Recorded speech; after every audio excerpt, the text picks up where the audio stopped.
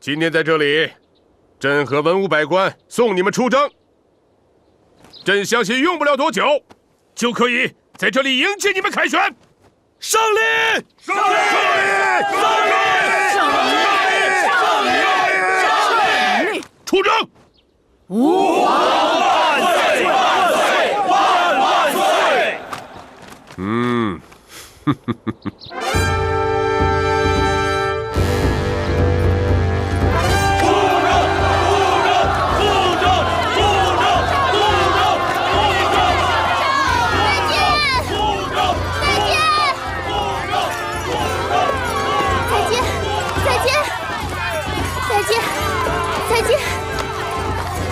打馆的就怕军不正，老百姓也怕馆坛脏。咱当兵的都不怕，就怕见不着我的美娇娘。我要拉你的手，拉手手，转袖袖，你看着我的背影走。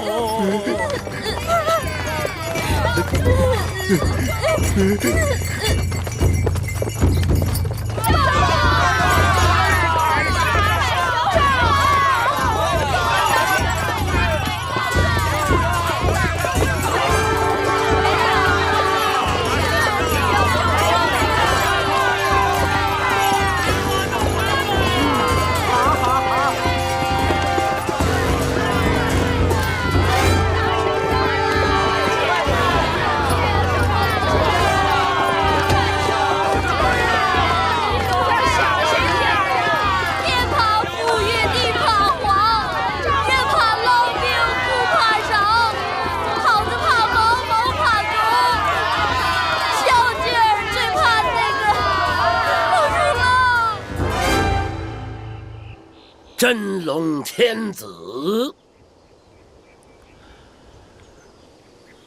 老天爷呀，你就不能管管他吗？啊，好好的一对小夫妻呀，你就不能让他好好过日子吗？啊，你把我女婿发到边关预疗，你把他媳妇儿锁在宫中，你知道他是谁呀？那是我闺女，那是我老母语的闺女，不就是因为她没有给你跪吗？你害得我虎踞空穴，你害得老太君每天以泪洗面呢。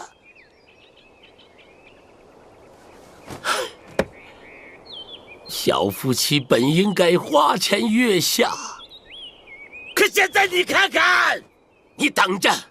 你等着，但有一日杨宗保预疗不利，你用上我闺女的时候，哼，我看谁给谁跪！我把你个天呀，我绝你个天呀！老天爷撒人不撒盐。好死不做，你算个什么天？苍苍天呀，苍苍天呀！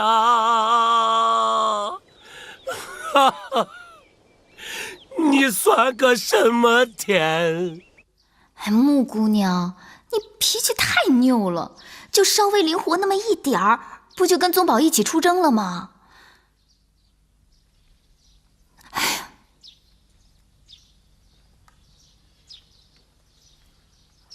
不出征才好呢。那你不担心宗保？担心他干什么呀？哼，担心跟不担心结果是一样的。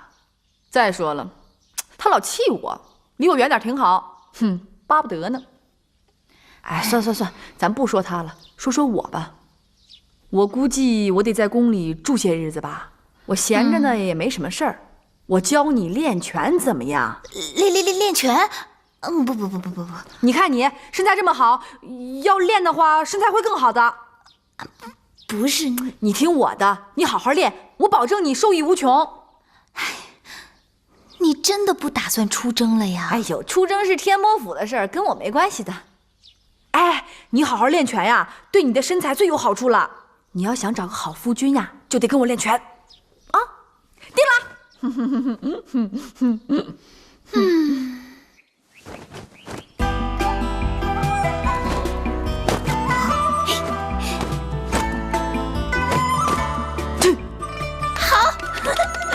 哎呀，这练拳脚呀并不难，这难的是在练功。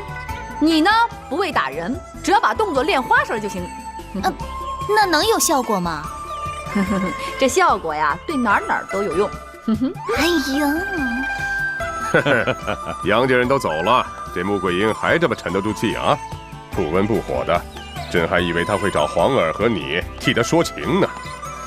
求人不是他的性格，可是臣也觉得有点不解他这么沉得住气。哦，穆桂英最近干什么呢？臣让人打听过了啊，他天天教公主练功。啊，教公主练功？对，没什么好事儿吧？朕自打他搞什么锦绣山河就知道他一肚子鬼主意。圣上费那么大心思猜测，不如放他一马，等他预疗归来，再治罪于他。是啊，朕也在想，当初治他也是出于无奈啊。可是说心里话，人家杨家现在冲锋陷阵，也是为了我们赵家。咱们扣着穆桂英，朕也是于心不忍呐。但是穆桂英实在做得太过分了，朕不治他不行啊。既然朕已经昭告朝廷，没有回转的余地，只能让他低头。出事！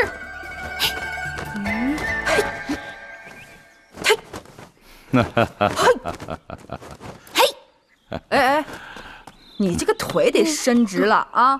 这个马步再下去点啊！哈哈，不错，有点样了啊！豪伯，看看练得怎么样？不错。行了，起来吧。哎呀，这才几日啊，已经很像那么回事了啊！穆姑娘啊，本王知道你是身在曹营心在汉，别看你在这儿教公主练拳，恐怕你的心早就飞到行军的路上了。哎，公主，我们来练一下掌。要本王说你看这个掌，你的脑子拐点弯儿，这个掌对圣上行个大礼，要打开，该干啥干啥。哎呀，不对，这个脚不能撇着，平肩，沉气，蹲好马步，吐气沉，然后可以把那个掌翻出来。哎，看见没？你家公主是不是比原先美多了呀？啊，我家公主一直都很漂亮。哎呀，让我看看。我过去不美吗？啊，不，你过去美，现在更美。不过呢，不由得让本姑娘有些担心呐。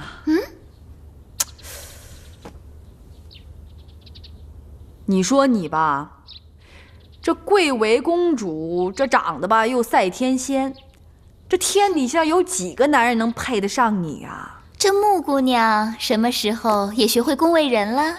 那我现在是不管怎么说，也算是朝廷命官啦。溜须拍马的事儿啊，也得会点儿。公主今天高兴，这晚饭怎么犒劳本姑娘啊？我已准备好了熊掌、燕窝、人参汤。这些啊我都吃腻了。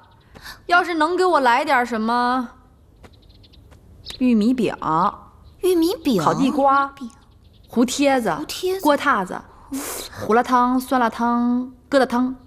要是能来根我们木克寨的甜心葱，那就完美至极了。1、2、3、4、5、6、海棠，你听到了吗？哦，好，听到了。哎，不用，你还记得你上次在你屋怎么款待本姑娘的吗？全套照收。哎呀，穆姑娘，海棠以后不敢了。哎呀，有什么敢不敢的？别客气，就那样，挺好的。哎，挺好。哎。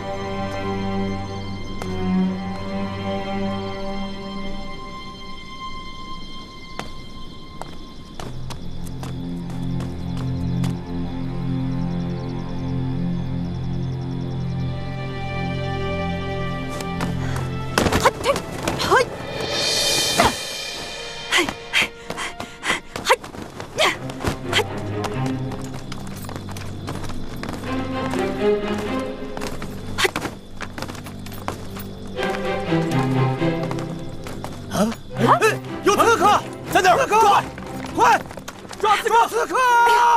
抓刺客！抓刺客！咋呼什么呀？咋呼什么呀？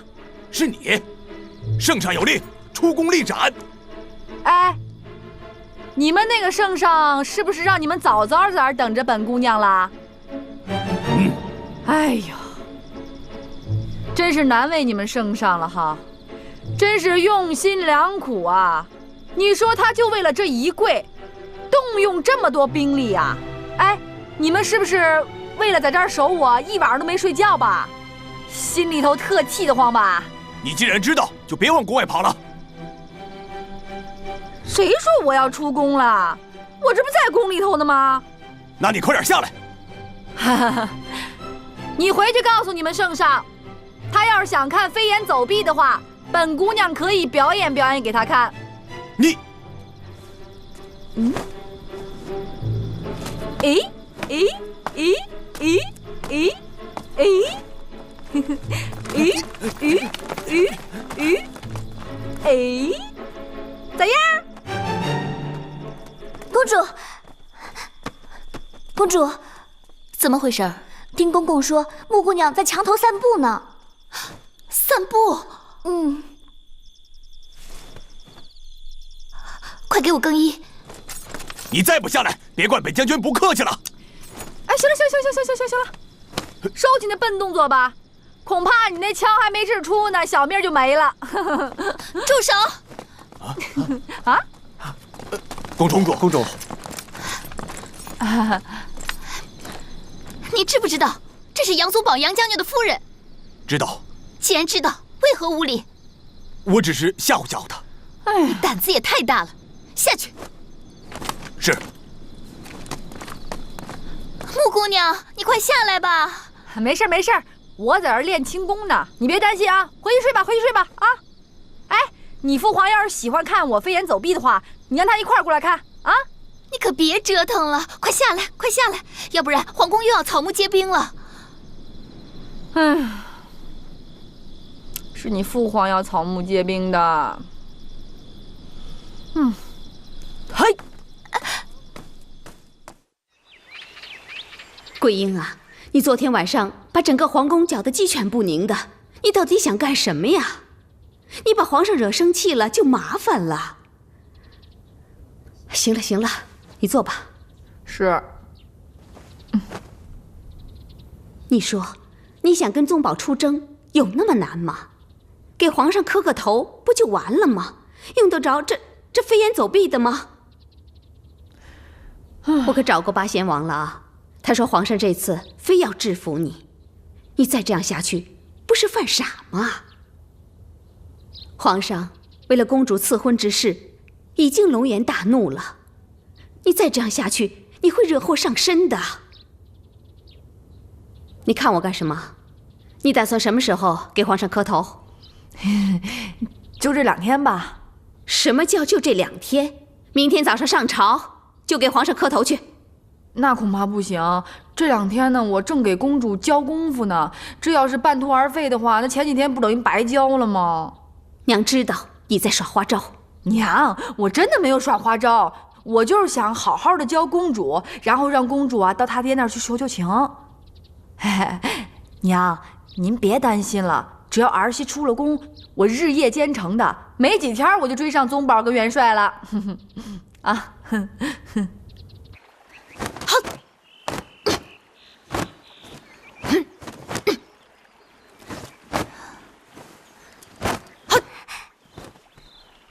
哎呀，不错，越来越有模有样了啊！我还以为你不来了呢。我为什么不来呀？我才教了你一招半式，你练得这么好，我要是不教的话，我都觉得亏得慌。你不是一直想出宫吗？我还想跟你说这事儿呢。昨天晚上啊，惊着你父皇了，你跟他说一声抱歉啊。一听锣响，我父皇就知道是你翻墙出宫了。你以前飞檐走壁，潜入我的房间，在我身上画了只癞蛤蟆，父皇早就知道你的能耐了。哎呦，你父皇可真是精明哦。既然知道，那你就别在我父皇面前耍把戏了，乖乖的叩首吧。哦，叩首是自然的，可是我要是扣了手，我不就出宫了吗？我出了宫，谁教你练拳脚啊？啊？哎，其实呢，我今天找你，啊，算了，不说了。说吧，没事儿，说没事儿。啊，下去下去。是。说吧，怎么了？公主啊，你要是有时间啊，多陪陪你父皇。嗯。哎呀，这么好的人，你说，他来日不多了。你什么意思啊？我这个性你也是知道的，我说话向来是直来直去的。我跟你说实话吧，你爹他病入膏肓了。瞎说！父皇怎么可能病入膏肓呢？你没看出来呀？他两眼无神，这面色灰暗的。父皇平日日夜操劳，所以才会睡眠无序，脸上带有倦意，但也不是患有重病啊。我就知道，像你们这高高在上的人，已经听不进去实话了。行，全当我没说啊。不，没说。我父皇真患了重病啊。这我还骗你不成啊？我实话跟你说吧，我3岁就背了汤头歌，5岁就熟背上百个药方，8岁给人治病，12岁在木刻寨那就是响当当的郎中了。我们那儿10村8店的人都找我看病。真的？我看病不用说了，我断病那是一绝，从没出过差错的。那你说我父皇到底患的是什么病啊？哎呀，以我对他的观察吧，他这病啊还不在一处，肝、脾、胃、肺、肾都有毛病。那怎么办呢？你先别着急啊，如果及时治疗的话，他还有救；如果还不治，再这么拖延下去的话，恐怕，哎呀。那你赶快跟我去跟我父皇说去。不，我不去。我这是说实话的人，我要是跟他说了的话，他还不得把我脑袋给拿走了呀？不会，父皇有我在，他不会乱发脾气的。我还是不去的好。我不去。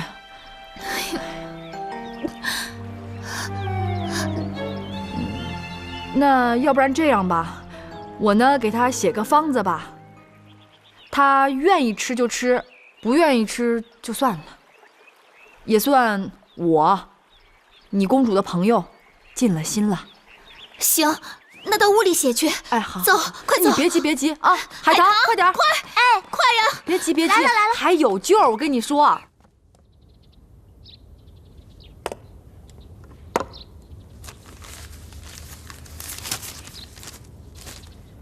哎呀，这方子最后2味药，恐怕你们这里难找。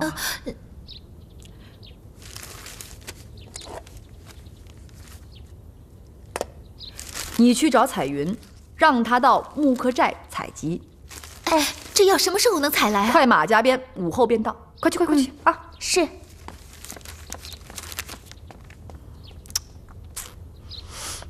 哼，皇儿和他打过那么多次交道了，还相信他的话呀？他的话我不全信，但皇儿对父皇不无担心呢。耸人听闻呢，目的不还是为了出宫吗？父皇，不管你对穆桂英有何成见，皇儿都认为父皇你应该找个御医好好瞧瞧。哦，当然，若穆姑娘的药方真的合理，也不妨试一试啊。好吧。皇儿去请御医。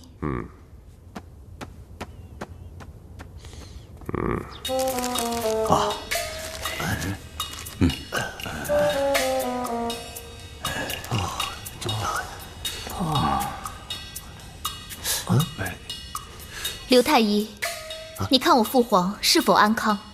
这有话直说。圣上日夜操劳，龙体内虚，一些症状虽表现得不甚明显，可不否认，已落了病根儿。这病根儿是轻还是重啊？病没爆发出来，一些话不好说得太白。这爆发出来不就晚了吗？你们当御医的应该以防病为上策，不能出现大病再医治啊。公主所言极是，可是圣上的病很难断呐。有何难断？你们这帮庸才，为何还拿那么多俸禄？汗颜，实在汗颜。我父皇是否病入膏肓？不敢不敢。微臣虽说医道浅薄，但对病症还能把握一二，不敢与您请的大师苟同。当然。你看这药方到底能不能用？这药方很奇怪，看似平平常常，可这后两味药，微臣从未见过，也未听说过。啊，你说朕得的是重病，那你把朕的病症说出来听听啊。哈哈，那咱就先说说圣上的起居饮食的情况吧。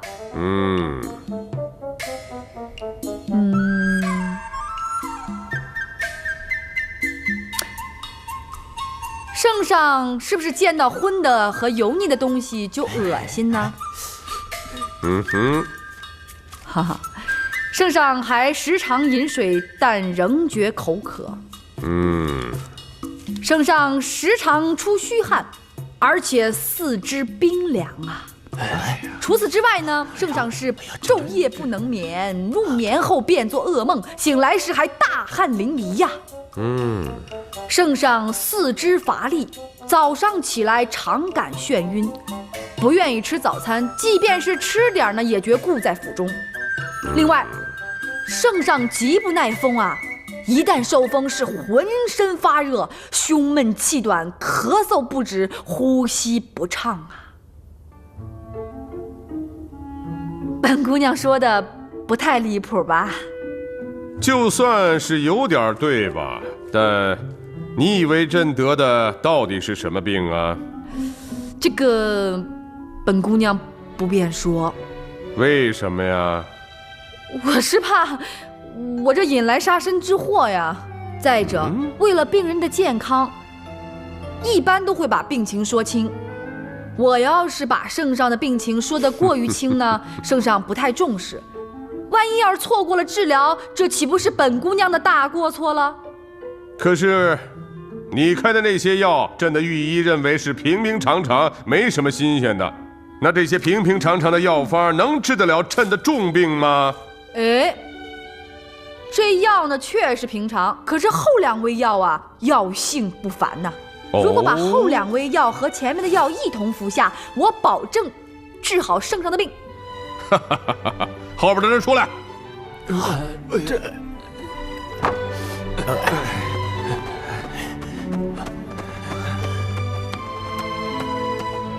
这几位都是朕的御医，你出去跟他们商量商量，再决定给朕开药方啊！走吧。遵命，遵命。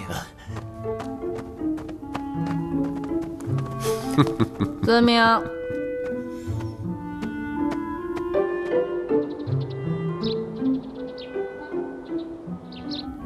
请问穆姑娘，教你医道的名家是哪位啊？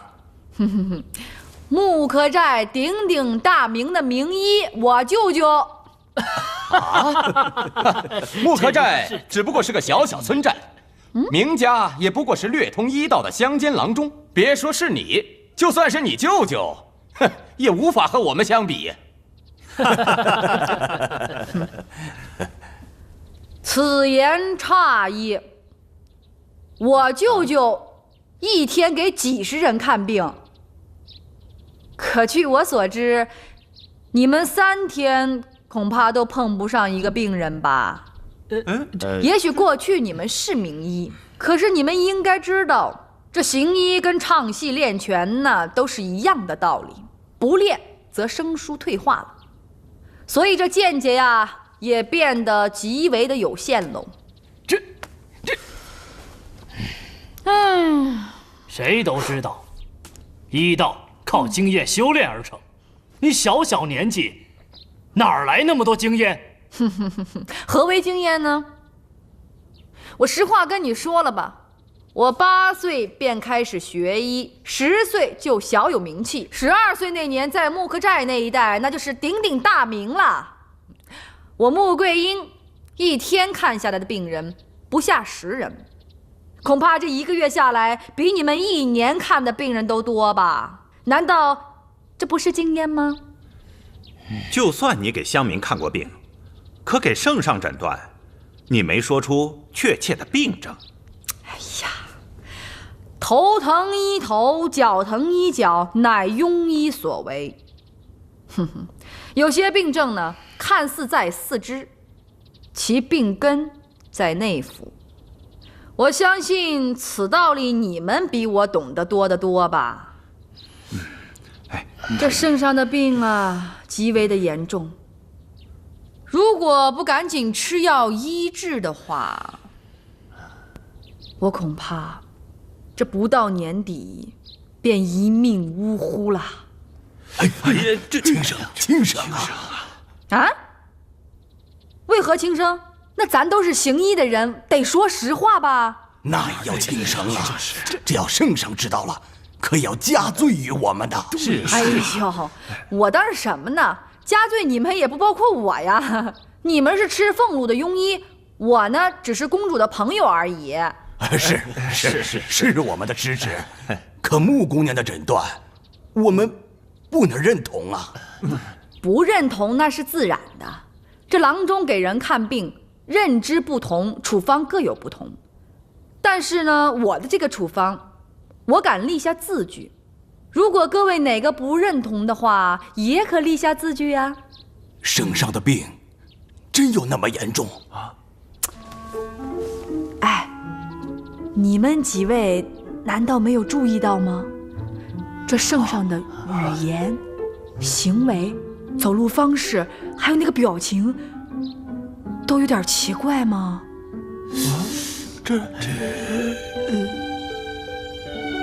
哎呀，这要是耽误了医治啊，恐怕你们不是脑袋不保的问题了，那搞不好得满门抄斩呐！哎呀，穆姑娘，既然你看出皇上病重，可是你开的药方，我们可并没有看出有什么特殊之处啊。是啊，怎么不特殊啊？哎呀，我刚才不是说了吗？前几味药呢确实普通，可那后2味药啊是猛药。看看，好好看看。哎呀，实话跟你们说了吧，我们木刻寨呢后山有2棵奇树，那药力呢是神奇无比啊，主要是解毒跟愈合。我做过实验的，我让那猪服上剧毒，把蛇切成无数段，只要服上此药，立即治愈。啊，这有这等事啊？这般功效，这可能。哎呀，这个时辰也不早了，我就先回去了啊。该说的本姑娘也就说了，这处方你们要是不用的话，你们自己开处方给圣上治病吧。本姑娘告辞了。穆姑娘，等一等，穆姑娘，你开的药方是一剂良方，可是我们还要问你一句，这药副作用？对，是药3分毒，那当然有副作用了。不过我穆桂英敢打保票，我给圣上开的这个处方绝无大的副作用。这个好啊！是啊，好看。圣上，刚才我们和穆姑娘讨论了医道，分析了圣上的病症。从病症上看，穆姑娘的见解非常准确。穆姑娘不但辨证准确，而且药方开得极合理。嘿，你们也都是些行医多年啊，医道深厚的御医，怎么居然还没有他的医道深厚啊？圣上，年龄对医道确实管用，可是天赋比经验更重要。穆姑娘虽然年轻，但诊病和用药都高出我们一筹。圣上，我们虽然常年为您看病，可是您细微的身体变化，我们感觉已不是很敏感。穆姑娘初次给圣上诊病，感觉明显。圣上，穆姑娘开的药方也很有特点，不但平息了肝火，疏通了肠道、脾胃，而且还有镇定安神、通血化瘀的功效。我们都认为穆姑娘的药方是一剂良药。穆桂英，哎，你怎么想起来主动给朕看病啊？现在是边关吃紧，只有圣上才能让百姓安康。我是为了百姓着想才主动给您看病的。除此之外，七公主乃我朋友，她的父皇生了病，我岂有袖手旁观之理呀？那就煎药吧。遵命。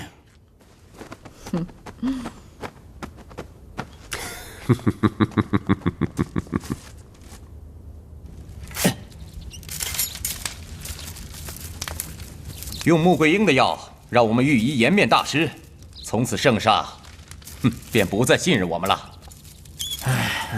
也许啊，这过不了多久，我们就都被赶出皇宫喽。不被重用，赶出皇宫，总比满门抄斩强吧？也是。如果我们延误了圣上的病症，就后悔莫及了。你们真以为那个穆姑娘医术高深？高深不高深并不重要，关键是她把责任揽到自己身上。圣上龙体康复，我们不被重用也无大碍。倘若圣上，来，责任全在那个丫头身上。是啊，这御医们都劝朕不要过于操劳，而你呢，却说让朕用心的去料理朝政。嘿，朕糊涂了，不知道你们谁是真的为朕好啊？御医劝阻不要操劳，那圣上就真的不操心了吗？现在辽军进犯，城池已破，人心惶惶。作为一国之君的您，难道就真的不管不顾了吗？这不思考就更忧虑，有时候啊，还可能耽误了时机。我劝圣上勤奋理政，那是让圣上把有些事情赶紧的处理了，省得小麻烦变成了大麻烦，那可就不好喽。只有这样呢，圣上才能心情舒畅啊。穆姑娘这个见解颇为深刻呀。另外你还说什么处理朝政不必非得在厅堂在大殿，可以去户外或者郊外，这样有益于朕的健康。对。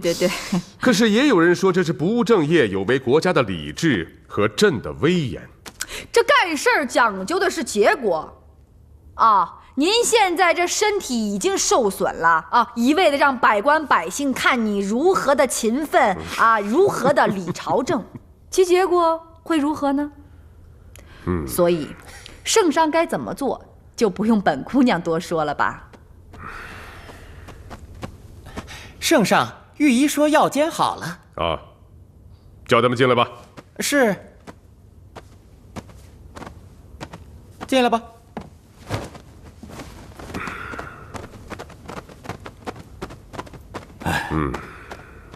圣上，药已经煎好，请圣上服药。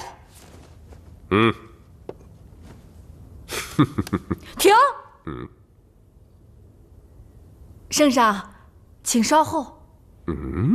此药呢，非同别的药，不能这么饮用。那怎么服啊？糖果已准备好。我不是这个意思，我是说服药的方法。此药呢，需在腹中缓缓流动才能发挥药力。如果快速服下，那药力可就大大减退了。是趴着服还是躺着服啊？都不是，得这样服。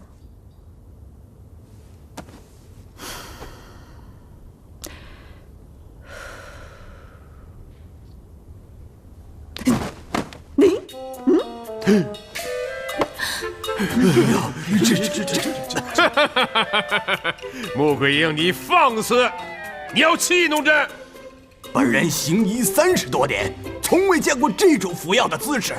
况且圣上乃真龙天子，岂能做出这等不雅姿势啊？就是，医学上讲，坐着服、躺着服、站着服没有区别。我看你是哗众取宠，对皇上大不敬。哎，迂腐，太迂腐！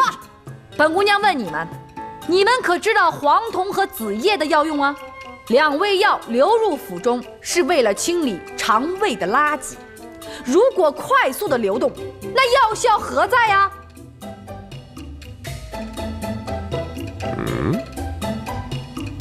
我就不明白了哈。我给圣上诊病，你们认可了啊？这开的药方你们也认同了啊？为何偏偏要在这服药姿势上为难本姑娘啊？难道服药真需这样啊？圣上可知道华佗？三国时代的名医啊。那他独创的五禽戏，圣上必定知晓。哼，虎鹿熊猿鹤嘛。对，就是学他们的姿势。这5种动物分别代表金木水火土这5行，又分别对应于心肝脾肺肾这5脏。通过练习呢，可以强体健身、通血祛病。华佗呢，他老人家就天天练习。到了老年的时候，那是行动方便，鹤发童颜，精神矍铄啊！包括他的弟子吴普还有樊阿，也随同练习，终身无病，活过100岁呀。本姑娘就不明白了，既然圣上对华佗是如此了解，为何对他创造的五禽戏却如此疑虑呢？这个嘛，五禽戏对强身健体有作用，可是圣上做不太雅观。胡扯啊！就为了这姿势，耽误了圣上的治疗不可。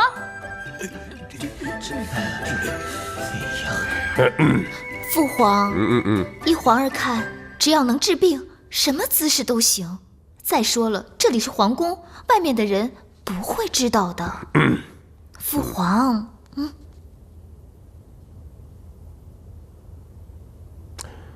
那你就教教朕如何服药啊？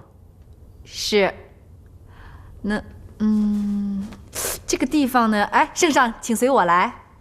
这，哎呀，怎么办呢？走，走。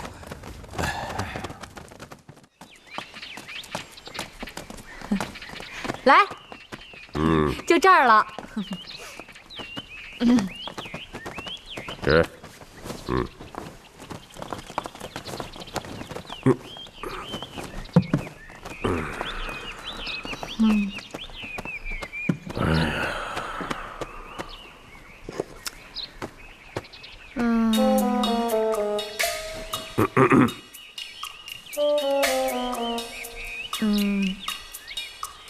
哎，就你了，来，先做个狗熊爬行的动作。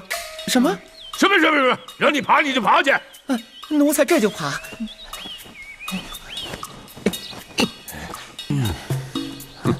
姿势这是。穆姑娘，还有没有别的姿势替代一下？